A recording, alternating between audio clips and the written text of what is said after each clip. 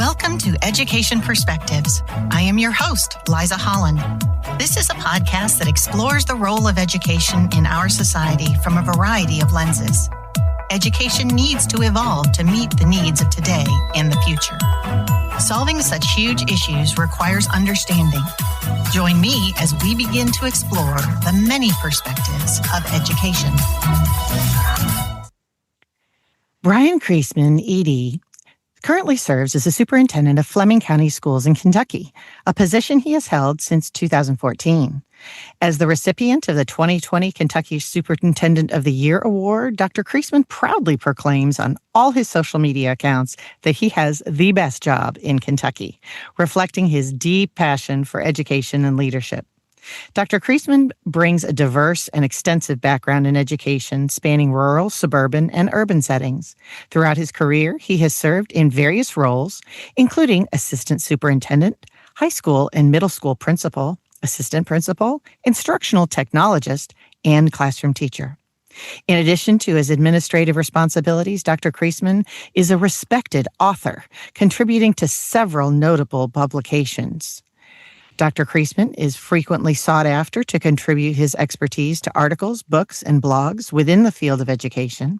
His weekly blog, Measures of Quality, is widely read by educators, principals, practitioners, researchers, and educational leaders worldwide. This blog is dedicated to exploring next-generation accountability models, specifically local accountability, demonstrating his commitment to advancing education through innovative and effective practices.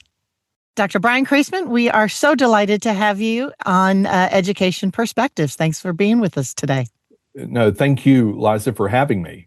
I would love to kick you off with our big question I ask every guest, and that is, from a 30,000-foot view, why do you think that we as a society invest in education? Really, it's to try to, I think from a 30,000 feet, it's really to better humanity, right? That's the goal. And then all the perspectives and politics enter the thing, and it gets a little skewed. But I always think, especially with public education, I think it's the greatest equalizer in history. And unfortunately, that sometimes gets attacked, and it gets more attacked as years go on. But I think it's to, advance humanity, better at humanity at some point. I agree with you wholeheartedly. Great answer. So tell us a little bit about yourself. What drew you to education? Well, honestly, when I started, I said I would never become a teacher. And then when I became a teacher, I said I'd never be an administrator. When I became a high school principal, I said, I'll never go to the central office, right? And but I tell this story. My mom said, you need to become an educator, you get your summers off. I think that's the only time my mom's ever lied to me. I've been in this 24 years and I have yet to have my summers off. But I really, got into it, really like working with people. And I've just really, that fire has never really vanquished on me. I mean, I just love every day. Like, I get up at 3:00 every morning. I cannot wait to get to work. Oh, bless your heart. Goodness. I know, but I mean, it's just, I'm very blessed. I have the best job in Kentucky. And, I don't think I've really worked in 24 years because I really love what I do. Even on the worst day, I still think, wow, I'm still very blessed. I'm an educator. And I just like working with people, solving problems, trying to figure out, how to get learning across to students, new ways. So I hope I never retire. I tell people, I hope I never retire. I think I've got another 30 years, and I can't imagine being retired, and I can't imagine doing anything else. Well, I just love that lifelong learning focus that you've got. And you have really paved a trail and blazed a new trail, as it were, in the field of local accountability here in Kentucky. Tell us a little bit about that journey. Yeah, so we started our journey with local accountability. I take everyone back to 2017 when we started our Portrait of a Learner work. Now, if you'd asked me back in 2017 what local accountability was, I would have had to ask for clarification. What are you talking about? But it's really moved us into a situation where coming right out of COVID, teachers were really asking, if we're pushing these durable skills, these competencies, and that it's not about a test score, then we've got to change the accountability model. And here in Kentucky, when they started the local laboratories of learning, which we call L3 here, it just opened the door, because part of that work with local laboratories of learning was to really reimagine education, and with that, reimagine assessments and accountability.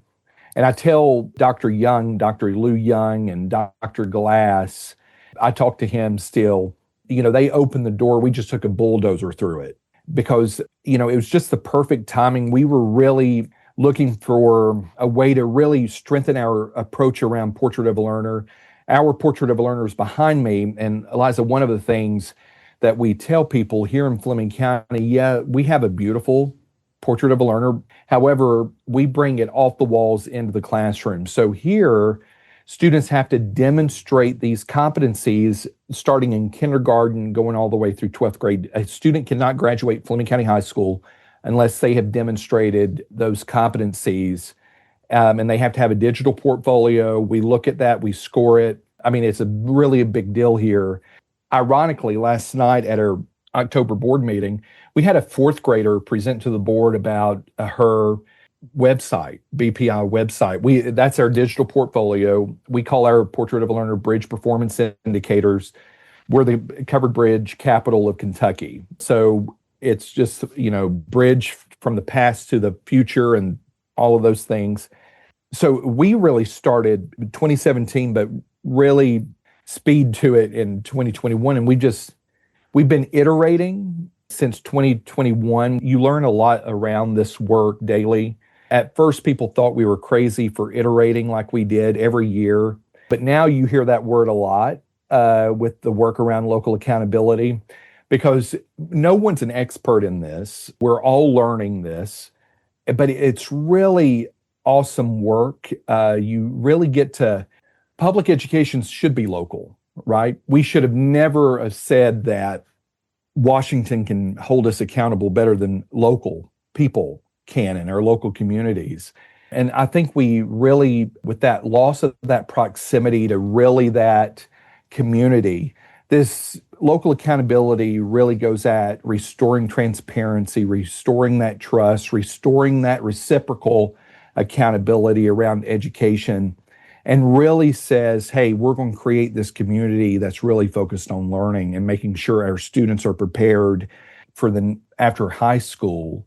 Liza, really goes at the no single data points. It's multiple data points. And it's a holistic, that child approach, that student approach, that we're really trying to say, can the student demonstrate, whether it's either on a test or whether it's performance-based. So it's a great opportunity to really readjust the approach in public education. And the more we keep at it, I think we stand a better chance of doing that and really taking learning back to where it should have been. And that's really improving student experience and outcomes, with that hope that that kid comes back to our community and that cycle starts all over again. Oh, I am so excited about this work, especially because I really believe that you get what you measure for. And so this intensive focus on you've got to get an A, you've got to get an A, you've got to do well on this test has really done us a disservice. And so I think about people going, oh, well, we increased our test scores. And you're like, okay, that's great. But is that really what we want for students to have? Yes, elements of academics are absolutely important, but so many of these portrait skills are what allow you to facilitate being a part of society as you graduate.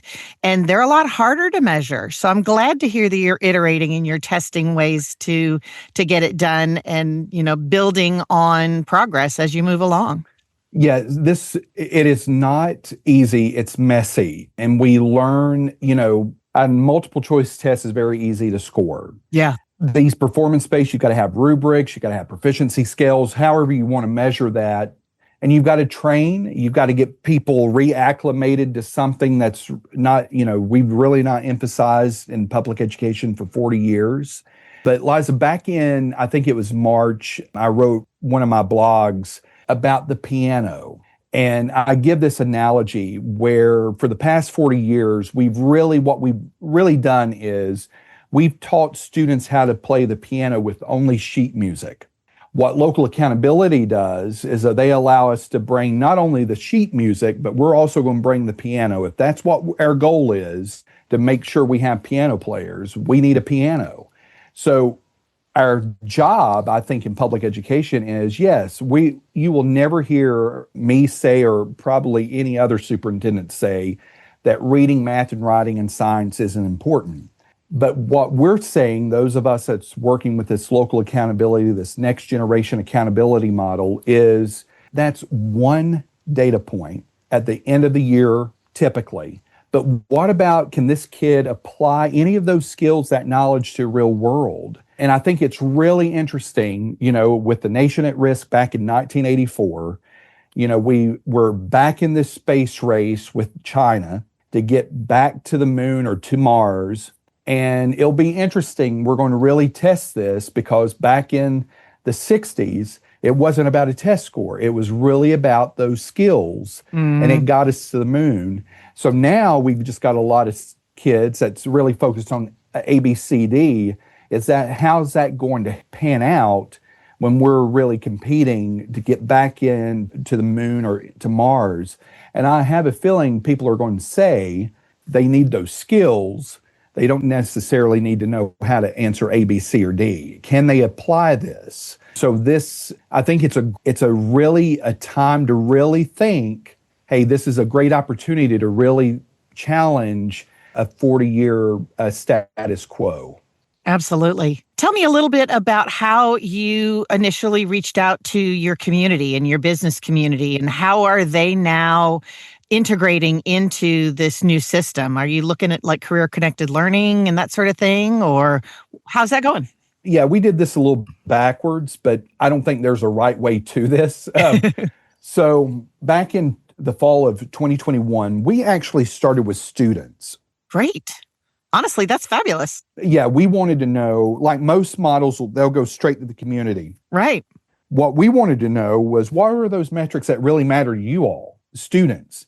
Because we do a lot of work here in Flemming County around Gallup's research about engagement. So if we can increase engagement, we know performance follows, right? I mean, and so we really focused on that. But now we have, for this is year 2, we have a local accountability advisory council made up of community, made up of parents, made up of teachers, made up of administrators. But we also bring students to the table with us, because that's really who we're trying to really target. So they've got to have a voice in this. But I'll tell you the best thing I think it's really come full circle with our community. So back in 2017, when we launched our Portrait of a Learner, it took several years to do this, Liza. But now with our co-op experience, we've got a very robust, at the high school, we've got something called enterprising education. So all of our career and technical programs have an enterprising component. So we've got a school store, we've got a school bank, member of FDIC that we partner with our local bank here. We have a Panther Bistro that's open to the public, where culinary students really work and learn the culinary, who want to go on to be a restaurant owner or whatever. But there's all these others. But our co-op experience, Liza, what happened was, so now we've got 70 businesses that take our seniors. They do not hire students for the co-op unless they look at the student's digital portfolio and they meet the expectation. So they have to show that they can communicate, they can problem solve, they can be creative and innovative. They have this service heart, because they have to demonstrate so much service throughout the year. And then they also have to have those skills to be lifelong learners, which we call growth and achievement. So now the kids, the students really understand how important this digital portfolio is, the BPI website, because these kids, I mean, some of them are getting paid really good money. So it makes them think, okay, this is important to me. But in the flip side of that, we benefit from this because we're producing kids, graduates that have the work ethic, that's got those durable skills, that pays off, that strengthens our community.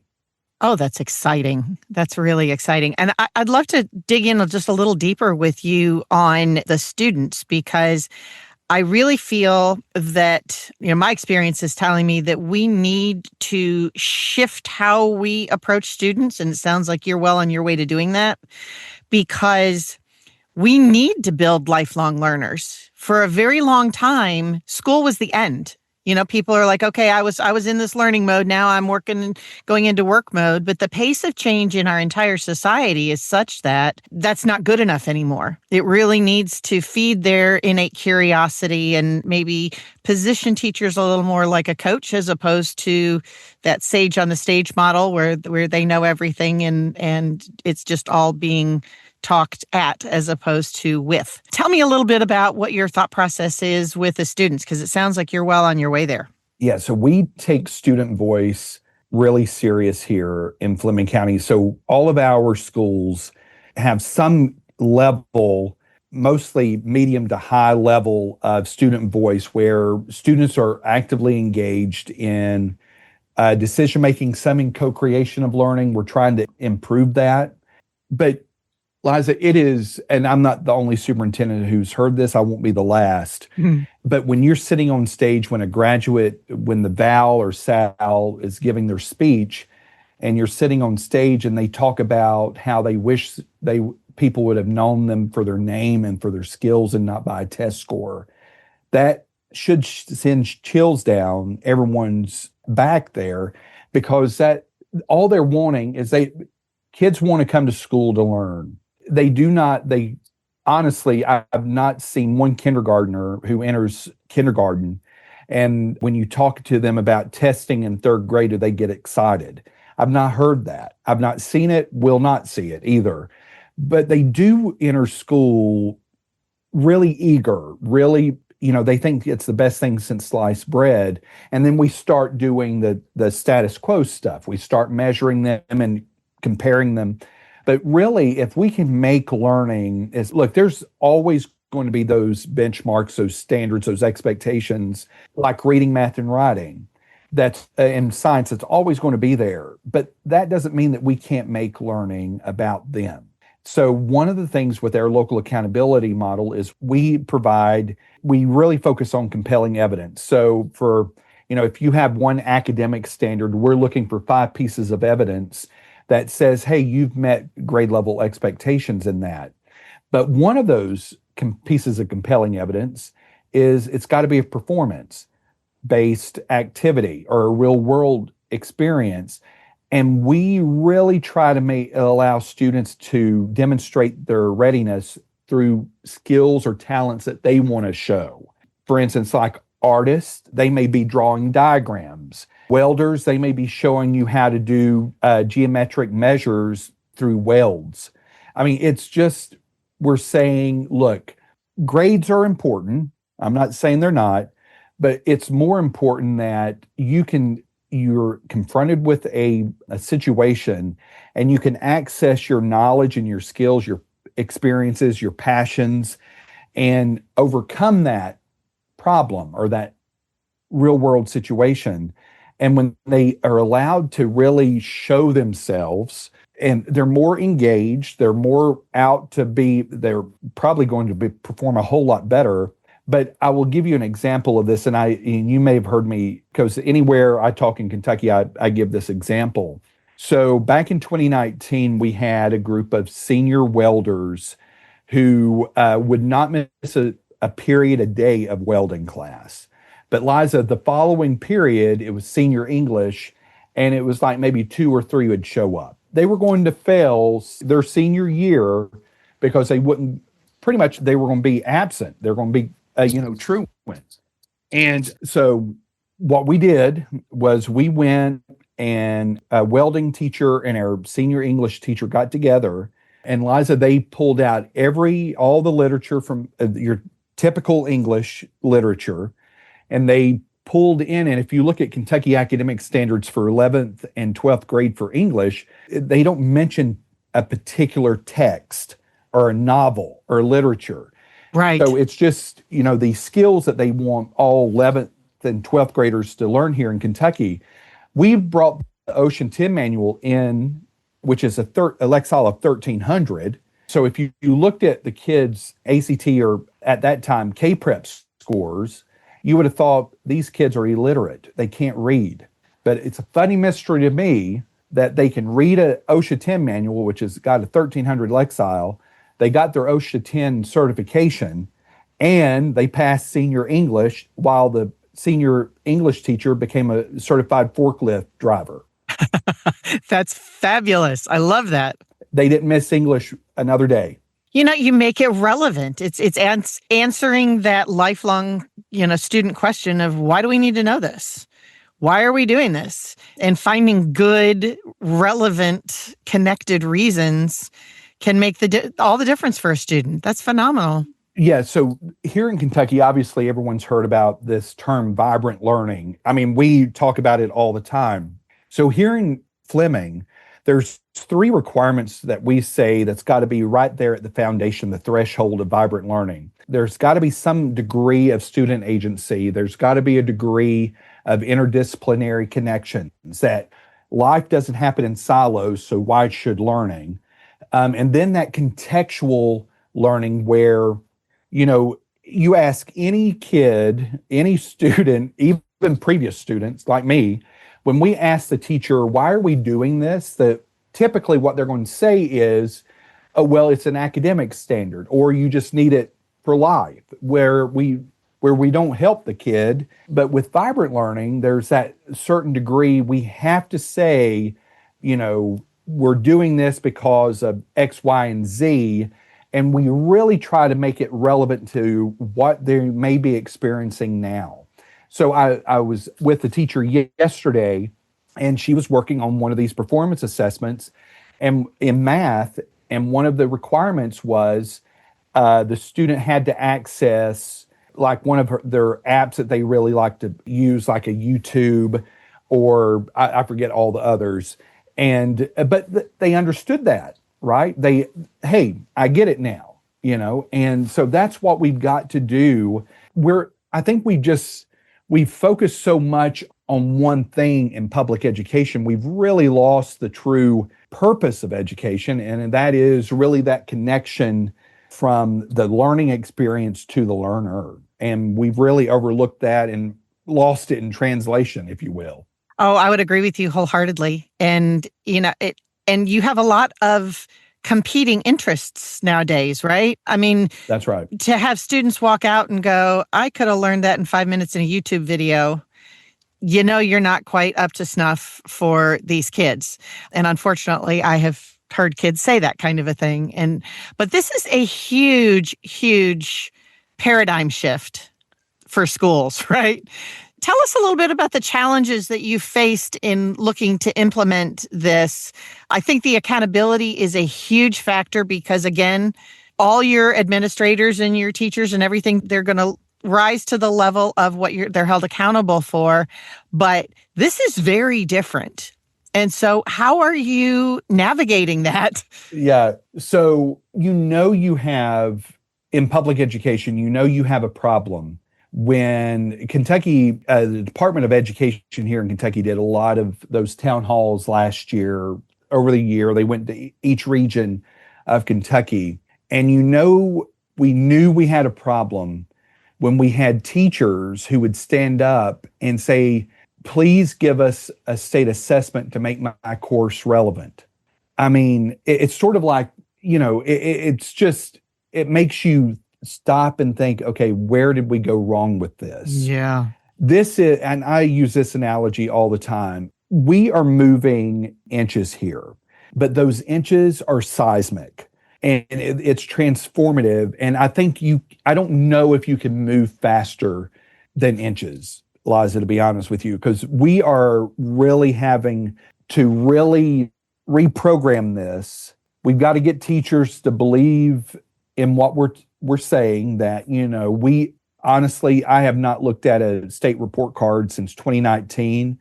When people ask me, what about the report card, I always start talking to them about the local accountability report card. Yep. And I've got to make sure that teachers see that I am more focused on what kids are doing in the classroom and what they can do with their portfolio, where learning is over time, growth is over time. And it's not about these single data points, but we are constantly having to talk to teachers, help them work through problems here.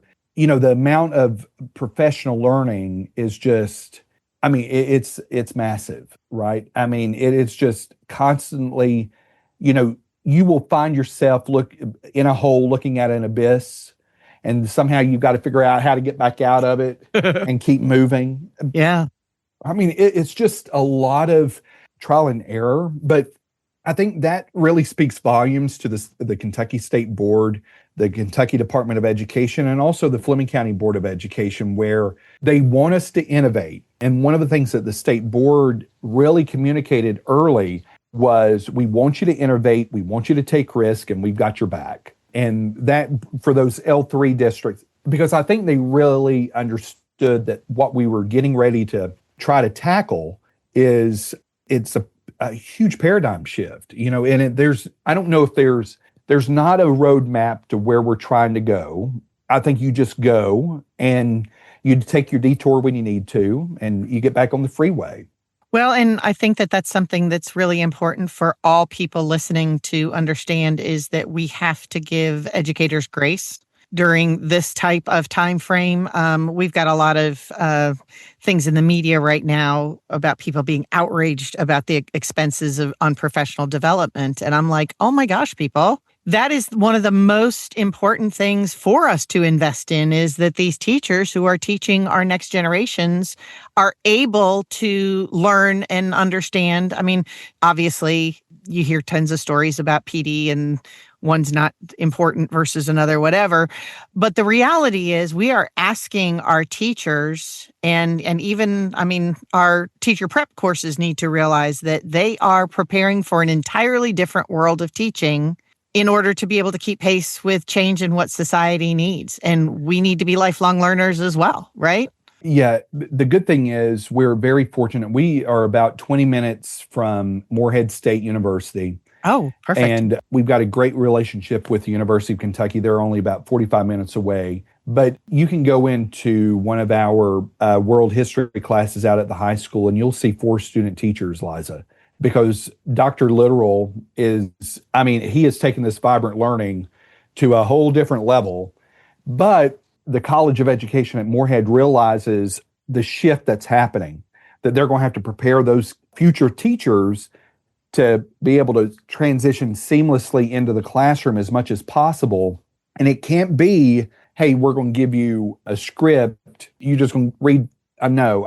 That's not, it is, if this goes the way we all hope it does, right? Yeah. It's just as huge. I tell people, I wasn't alive when they did integration of schools. I obviously was superintendent during COVID. Those two things there. And also, I guess another shift was actually when they started bringing on, the standardized assessments early in the early 90s. It exploded in 2001, 2002. But it's that big. And just think how much money we put towards training teachers how to teach to the test. Oh my God. Yeah. And I think we'll spend more money on deprogramming, not deprogramming. Absolutely. To get them to, and it's much harder to design these assessments and design these learning experiences. So it's always, I tell people, honestly, if it was cheaper to do performance assessments, we would do performance assessments. That's just the politics of what we're dealing with here. They don't switch to the performance assessments because it is very costly and it takes a lot of time. And we need to be giving our teachers more time and not micromanaging them to where they need to feel empowered themselves to be able to live up to all this new stuff. That's right. Well, and I think it's a great time we're living. AI is coming in. Teachers have more, even with the free AI programs, they have access to more resources than any other time in public education. Within milliseconds, they can have more info than a teacher who planned for 6 months 10 years ago. I mean, it's unbelievable what's happening. And even that, it's training to accept instead of be fearful of it. And I mean, it's quite a curve, and making sure that your districts aren't blocking the access to these tools, That's right. All these different types of pieces. Gosh. Yeah. Well, and here's another reason why I think it's just maybe the stars are aligning here, that back in the early 90s, back in 2001, when all this testing exploded with No Child Left Behind, schools really didn't have the capability, the resources, the technology to really probably do accountability with fidelity. That's not the case today. Exactly. It's one of those silver linings of COVID in a way. And it's not that's right. And it's not that expensive to do, now some districts obviously will spend thousands of dollars on a dashboard, but you don't have to do that. Mm-hmm. I mean, we are on a shoestring budget. And we did that on, well, two reasons. One, we are on a shoestring budget, but two, we've been very transparent about our journey so that other districts can see that, that small district out in Western Kentucky can do this if we can do it. And they don't have to run into the same problems we have because we're charting that path. And we'll tell you the good, the bad, and the ugly about this process. But I think one of the things I really stress to people who I talk to is in Kentucky, we've got to grow this capacity very quickly. Yeah. We've got capacity, but right now it's sort of disjointed. It's not connected. We've got to somehow figure out how to get this welded together, get the capacity into all corners of Kentucky. So it's just better to be transparent. So districts are more willing willing to step up and say, hey, let's just watch what's going on so we can learn from this. Well, and I have to give a shout out to your LinkedIn newsletter, because Measures of Quality, I actually linked it in the show notes because I learn every time that you post a new newsletter. So thank you so very much for that, because it's really been a fascinating journey. Yeah. And well, one of the things I tell people I write to get things out of my head. It helps me think about, what next steps we need to do, things that we've encountered, but things that we need to question. Do we have to do it this way in 2025? And look, I'm all for accountability. This is not an anti-testing movement. We test more now than we just think. Like I told the Kentucky legislature, I just think we test better than you guys do. Yeah. And we test more often so we can address the intervention or the acceleration opportunity then and not wait 6 months later when everybody's forgot, okay, I'm in a different grade or I'm graduated from high school. The results happen past the point of being effective for the journey of learning. Absolutely. That's right. There is a level of, there has to be a high degree of proximity to this, that you test, you get the results, you either provide the acceleration, the intervention. And that's how we really address these, MTSS. This is how we address that. And the other thing is, obviously this is my soapbox, but we have a chronic absenteeism issue, not here in Flemming, not only in Kentucky, nationwide. And I think if we could just make learning more engaging, we'd solve a lot of this. We don't need more programs. We just need to look at the learning that's taking place and is it relevant to kids in 2025? Yep. And I would venture to say that's our problem. It's not that we don't have truant officers anymore. It's that we've really made learning about one thing, and it's not about learning. It's about a test score. Mm-hmm. It goes back to the kindergartners are so excited about coming to school. We need to find that joy and that enjoyment of learning and try to, I think our system, unfortunately, has created people, they're fearful, right? I don't want to be wrong. And it's really hard to be curious and grow and learn and all that kind of stuff in that type of an environment. So, yeah, I see amazing, not just here in Fleming, but across Kentucky and across the nation. There are some phenomenal teachers that, bright lights everywhere. yeah, they're phenomenal and they're still within this confine of what we're doing. Just think if we had a little bit bigger corral for them, just think what they could do and still look, I am all about hold us accountable. Yeah.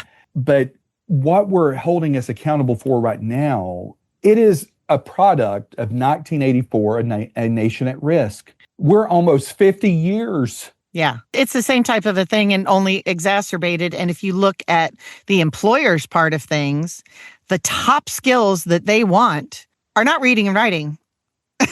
They are all of these durable skills that are applicable in problem solving and critical thinking and all that kind of a thing. So look, the Pritchard Committee last fall released this huge report and they interviewed and they surveyed, I think it was either 300 or 600 companies and businesses in Kentucky, from Paducah to Pikeville, from Covington to Corbin, and everyone in between. Yep.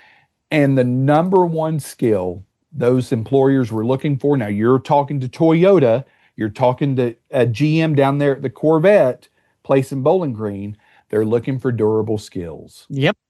Every single one of them. And that also perfectly mirrors, you look at the World Economic Forum, that's a global list, and they're almost equal. They're so close. That's right. But Liza, we're not held accountable for those. And that's the whole point of this incredible discussion. That brings us right back to why we're here. That is awesome. That's right. Yep. And that's with local accountability, we can go right at that because we've got that. We're more flexible, more adaptable, that we can look. If you look at all of the portraits of a learner here in Kentucky, we use different terminology. Some may call it collaboration. We call it teamwork, but 95% of them all say the same thing. Yeah. There's still going to be some variance between districts in this, but districts can really hold ourselves accountable for those, but they've got to come off the wall. Yes, have a beautiful poster, but if you're not, all you're after is a beautiful poster, go get one for Back to the Future with Michael J. Fox on it. It does about that much good. Yep. Oh, I agree with you wholeheartedly. Lord, I have so many more questions for you, but we are running up against time. So let me just close with this. What would you like for decision makers to know? And you can define decision makers. Maybe it's the upcoming legislative session that's going to really focus on this local accountability. Boy, we want it to happen. Yeah. You've given a lot of good suggestions, but what would you like for decision makers in the education space to know? Yeah, this isn't about lowering accountability. We're after the same thing, making sure that we have students, our future Commonwealth, just as strong, if not stronger, in the future as it is today. All we're saying is we can do it a little bit better at the local level, and we can still hold ourselves accountable because it involves the community. Right now, the community is really not involved in this. It is so far removed from the John Q. Public. The only time they look at it is that one sentence in the Lexington Herald or somewhere, that one story, and then they forget about it. But with local accountability, it is every day. You know, we're meeting with their local accountability advisory councils. They're popping up all over Kentucky. That's who we should be accountable to. And we can build this reciprocal accountability that's so much stronger than this national model that we know has not worked. Exactly. And we can do it better and cheaper. I love that. Absolutely. And I will just throw out there too, and this is my opinion, but we as a society, going back to that 30,000 foot view, it's not just the educators in the education system that are accountable for this. It is incumbent upon all of us to be developing these skills in our young people outside of school time to be able to support what's happening in the classrooms. But this is our problem. It's not a school problem. It is a society's problem. And, you know, that old adage, it takes a village, I think is really, really powerful. And we need to get back to that. Yeah, it'll always be powerful. because it's true. There you go. Truth matters. There you Truth go. matters. Well, Brian, thank you so much. What a great, engaging conversation. And congratulations on all the great work that you're doing. And please, listeners, check out the show notes because we'll have, I'm going to go ahead and link that Pritchard Committee study as well there. But also, you are a co-author of multiple books. And so if this conversation has jazzed you, lots of additional resources to be able to dig in a little more deeply. So Thank you so very much for your time. All right. Thanks, Liza. Thank you so much for listening to this episode of Education Perspectives. Feel free to share your thoughts on our Facebook page. Let us know which education perspectives you would like to hear or share. Please subscribe and share with your friends.